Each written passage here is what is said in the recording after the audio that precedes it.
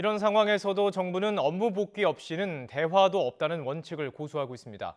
파업 초기부터 윤석열 대통령은 법과 원칙에 따라 책임을 묻겠다고 강조해 왔는데 정부 업무 개시 명령이 처음 발동됐던 2000년 의료 파업 때 법원의 판단을 들여다봤습니다. 신지원 기자의 보도입니다.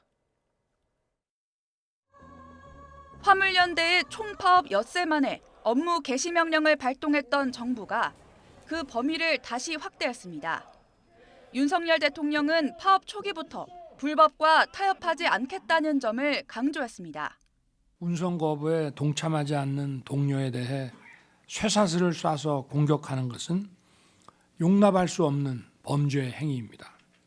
경찰은 집중 수사팀을 편성했고 비노조원에게 물병을 던지거나 운행 중인 화물 차량에 쇠구슬을 날린 혐의로 조합원 등을 체포했습니다.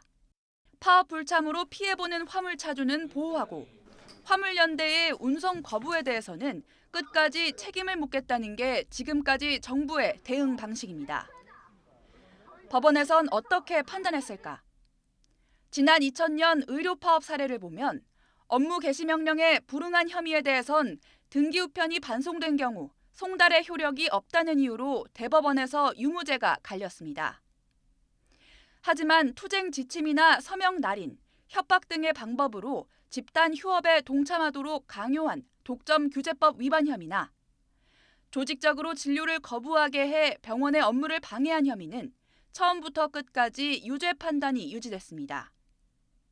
이때 의료 파업을 주도했던 의사들을 재판에 넘겨 1심에서 전원 유죄를 받은 검사가 당시 서울지방검찰청 검사였던 윤석열 대통령입니다.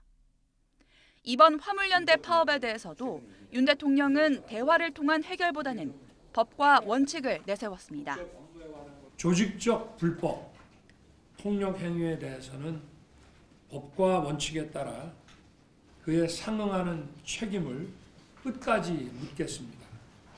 판례를 보면 이번에도 파업의 불법성을 가르는 쟁점은 운송 거부에 참여하지 않은 차주들을 상대로 부당하게 압력을 행사한 사실이 있는지가 될 것으로 보입니다.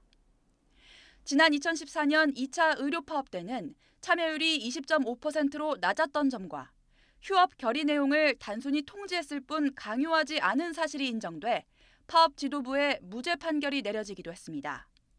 정부는 국토부를 중심으로 한 합동점검팀과 경찰 집중수사팀, 공정거래위원회 조사를 통해 강력한 행정처분과 사법조치에 착수하는 등 대화 없는 전방위 압박에 나서고 있습니다. YTN 신지원입니다.